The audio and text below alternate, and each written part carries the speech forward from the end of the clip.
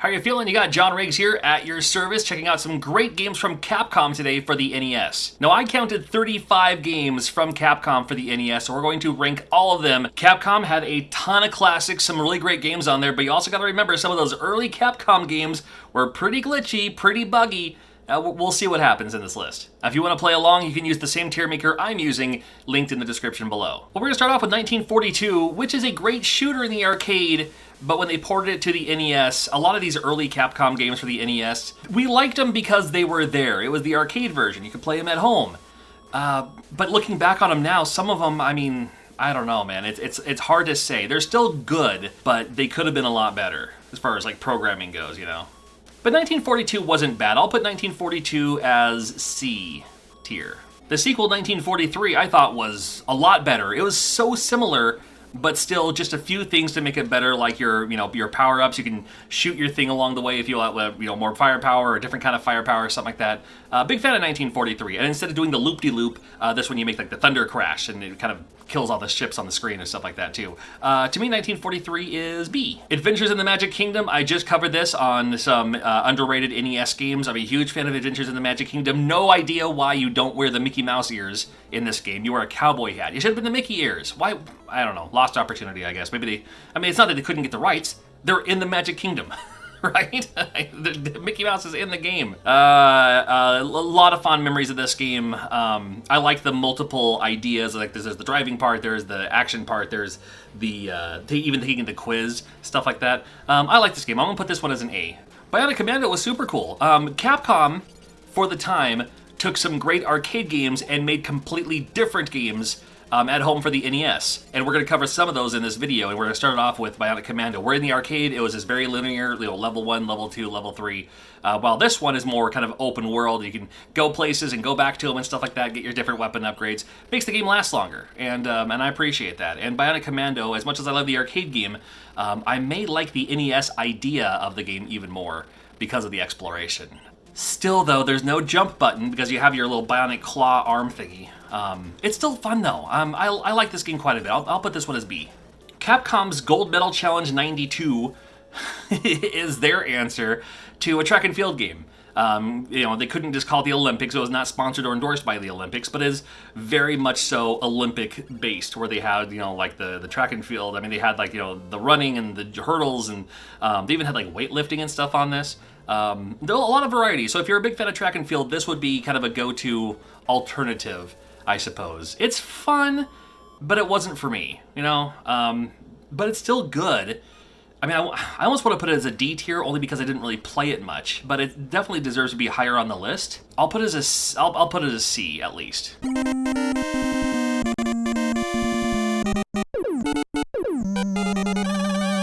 Chip 'n Dale's Rescue Rangers, getting into the Capcom Disney lineup. And I mean, we had Adventures in the Magic Kingdom. There's going to be some games with that Disney stamp of approval on it too. And Chip 'n Dale's Rescue Rangers, to me, was one of the best. It's super simple. You probably beat it the first time you played it. Anyone else?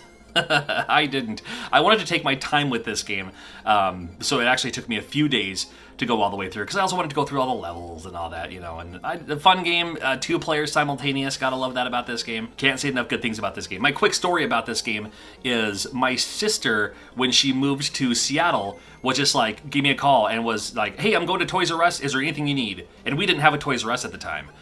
And this game just came out, so I was like, man, I'd love that Chip 'n Dale's Rescue Rangers, but it's probably not even out yet. So, I mean, you don't have to get me anything. Sure enough, it was out, and she bought it for me, and she sent it to me, and this was, like, mind-blowing. This was as if somebody sent me, like, $1,000. Because, this was during a time where I only got video games on my birthday and on Christmas, never just out of the blue. And this was, like, the new game out of the blue. And, I still have this game. I still have my copy of this game. It's almost an S, but I'm going to put it as an A. No, I'm not. I'm going to put it as an S. Chip 'n Dale's Rescue Rangers 2, however, isn't as good of a game. It's still really, really good. It's just not as good. It's still missing something, and I can't quite place my finger on what it's missing. It just looks a little different. It looks a little cheapened, almost. Remember back in the day when they would have, like, the Disney movie, and then they would turn a straight-to-TV series, or, like, the straight-to-DVD or VHS, like, sequel to the movie? This is kind of like that. You have Chip 'n Dale's Rescue Rangers is the in-theaters movie, and then Chip 'n Dale's Rescue Rangers 2 is the straight-to-VHS free on the Disney Channel kind of movie there. But it's still really, really good, and I'm still going to put it as I'll put it as a B. However, if you ask me which one I'd rather have, I'll take the second one any day. Codename Viper is a game I've talked about on this channel, talking about some underrated NES games. It's Rolling Thunder, basically. Rolling Thunder, if you're familiar with that game, this is it's the NES Capcom version of Rolling Thunder. And it's good, but it's decent, and it's a C. Commando is another one of those Capcom ports from the arcade. It's good, it's decent, but it plays pretty glitchy today. It's like pretty buggy. Like when you like move from screen to screen and you see all these things kind of load up weirdly and then align themselves. And I mean, it's still decent though, and I'm gonna put that as a C. Darkwing Duck is an NES game, admittedly, I didn't really play a whole lot of. I tried it, I sucked at it. It's really good, and it has that Disney Capcom feel to it. But I didn't care for it as much as some of the other games. Although I loved Darkwing Duck, the cartoon. But this one's still really, really good, and I think it's still really worth checking out. And I'm gonna put it as a B. Again, it's not bad, it's just I don't have the nostalgia for this game as I do some of the other games. It might be because when this game came out was during a time when I was also playing other games, like maybe something else came out for the Sega Genesis at the same time, or something like that. Still really good, though.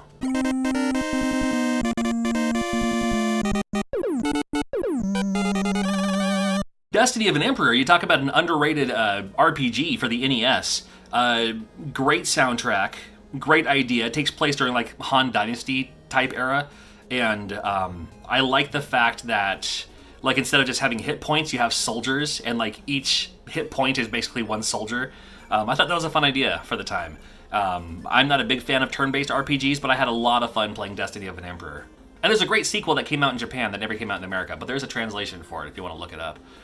I'm going to put Destiny of an Emperor I'll put it as a B, only because I'm not a big fan of RPGs, but still, it's really good. DuckTales is an S tier. It's simple, but only because I always play it on easy. I love everything about DuckTales. I love the music. I love the everything, the animation, the style, the platforming, the little pogo jumping. I gotta say, if we never had DuckTales, we probably never would have had Shovel Knight, right? Love DuckTales. It's a game I still play today. Even the remaster one I thought was pretty good. I wish we got the remaster of like Chip 'n Dale's Rescue Rangers. Never happened. Well, not yet anyway. And then when you talk about DuckTales 2, the sequel, this one's really good. This one's really, really good. Unlike Chip 'n Dale Rescue Rangers 1 and 2, DuckTales 2 is also very, very, very good. But I'm not as nostalgic for it as I am the first one, but it's still super awesome, and it's an easy A. Gargoyle's Quest 2 is everything I love about video games. It has that little overworld adventure style, a little bit like Zelda. Think of like Zelda 2 almost, where you have like the overworld where you're talking to people and you find out where you're going, and then it turns into the side-scrolling action part where you can jump, you can kind of fly and hover, you get your upgrades along the way. I love everything about Gargoyle's Quest 2. It's an easy A for me as well. Ghosts and Goblins. Now, awesome in the arcade. Ghouls and Ghosts, fantastic. Super Ghouls and Ghosts, amazing. Is it Ultimate Ghouls and Ghosts for the PSP? Is my personal favorite version of Ghouls and Ghosts. I love Ghosts and Goblins, except on the NES, where it is buggy and broken and impossibly difficult. And I'm gonna get hate for this one, but to me, it's not an F, because it's still a decent game. Ghosts and Goblins on the NES is a solid D, to me, at least. Again, I'm okay with difficult, right? But this is like Karnov impossibly difficult style game here. Trying to escape frustration, not find it in Ghouls and Ghosts.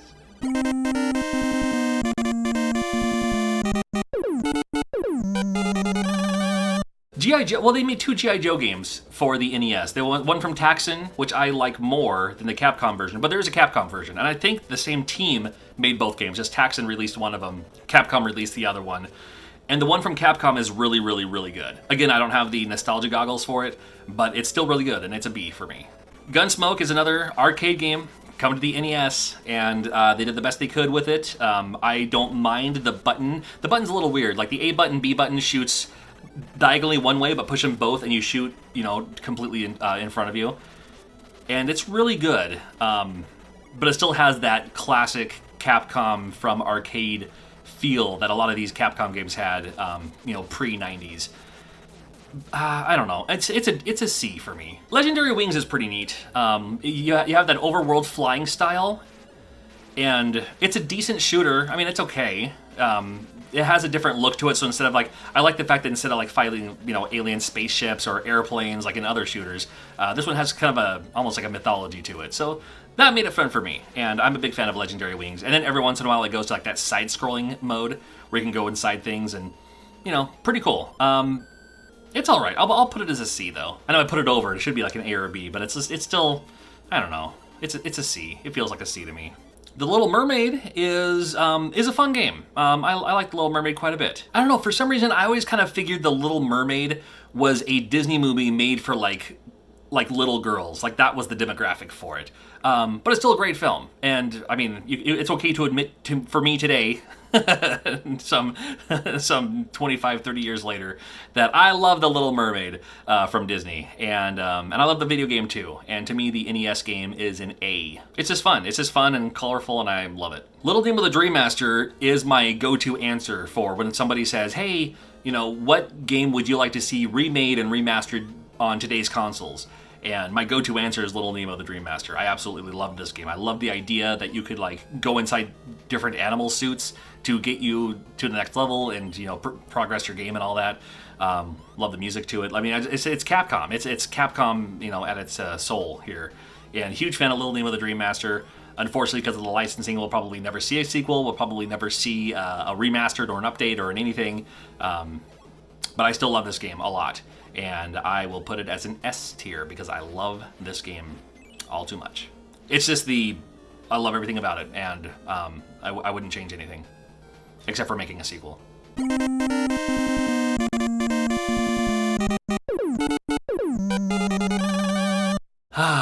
You ready to check out the Mega Man titles? There's 6 of them, but the first Mega Man game to me is A.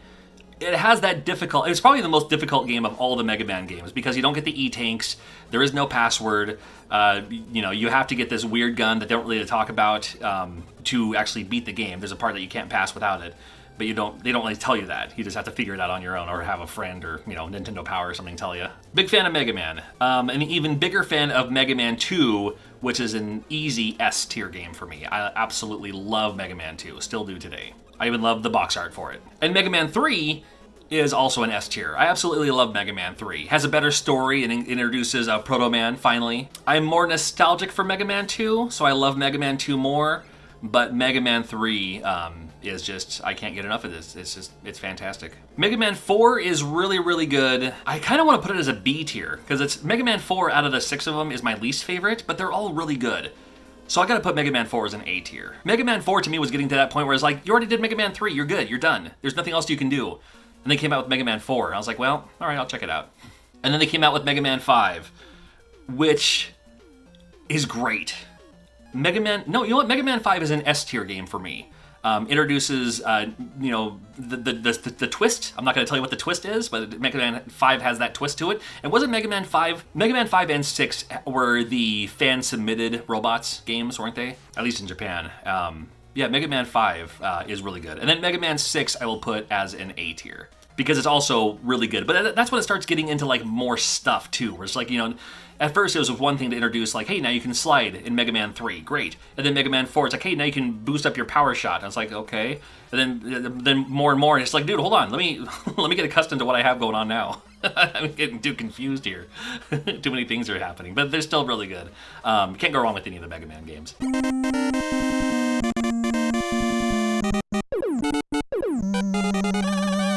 Mickey Mousecapade was during a time where I wanted to like every game I played. And it's decent. I mean, it's okay. It's all right. It doesn't play like an NES game, though. I don't know. It plays like a ColecoVision game with better graphics. But it's still decent. I mean, it's a C for me. It's a C. Mighty Final Fight's pretty cool. I had zero expectations for Mighty Final Fight, because they already had Final Fight. In the arcade, they had Final Fight on the Super Nintendo, and now they're making it for the NES? Really? You're actually going to waste your time with that? But I still had to check it out. I rented it at the time.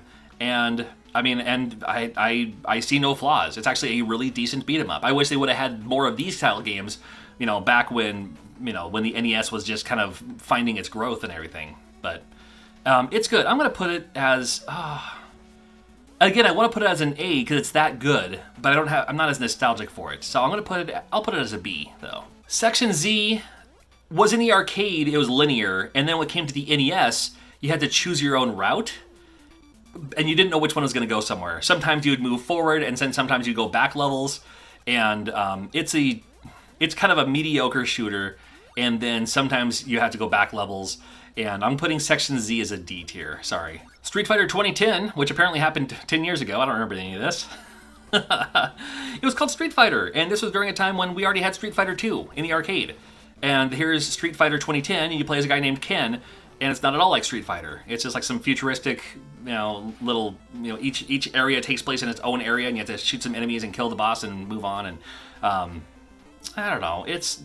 I think they're trying too hard or something like that with this one. It has a cool soundtrack though. I'll put it as a B. Strider is another one of those games that was in the arcade and then completely different on the NES. This one was more exploration. You had your sword. That was about it. You had your cipher, whatever it's called, and I don't know, like the hit detection is way off, and it's another one. It just seems glitchy and buggy. Like it doesn't seem like it's complete yet.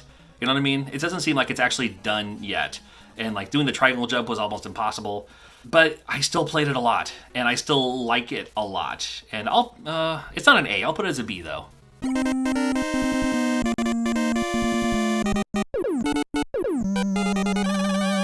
Tailspin is a game I'm supposed to like and don't, for no reason. Now, Tailspin may have been my favorite cartoon in the Disney afternoon lineup. I loved Tailspin.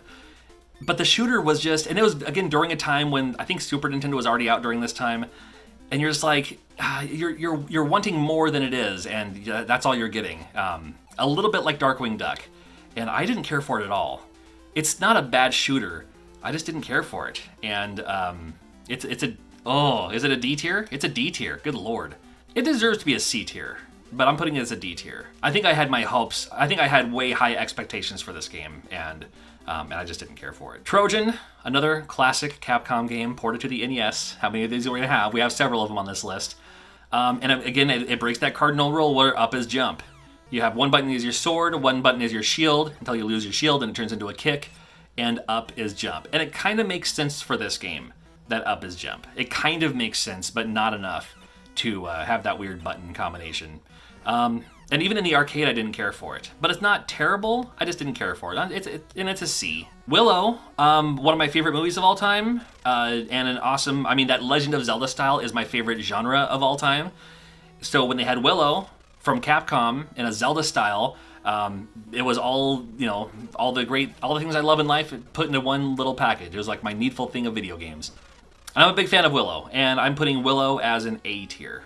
And then we have Yo-Noid, which was interesting because it was a mascot game. And I talked about Yo-Noid recently in the underrated NES games because it's a really good platformer. It came out in Japan as something else, where it's like you're a ninja kid and you throw your bird and the bird flies back. So in this one, you throw your yo-yo and your yo-yo comes back. It's basically a graphic hack. It's a hack. It's a hack of it's a graphic hack of a game that came out in Japan, and they put the Yo-Noid character in it.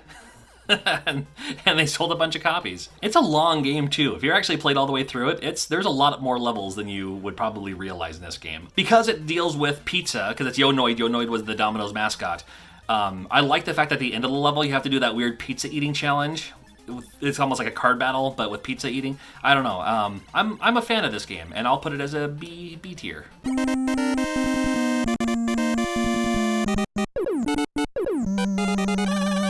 And that's all 35 Capcom games. If I've left any of them out, make sure you call me out in the comments. I've also ranked Black Box games, I've ranked LJN games, and more, so make sure you check out these other videos too. New videos are always coming out soon. Make sure you're subscribed, consider being a Patreon to help out the channel. I'll see you very soon. Thank you for being you.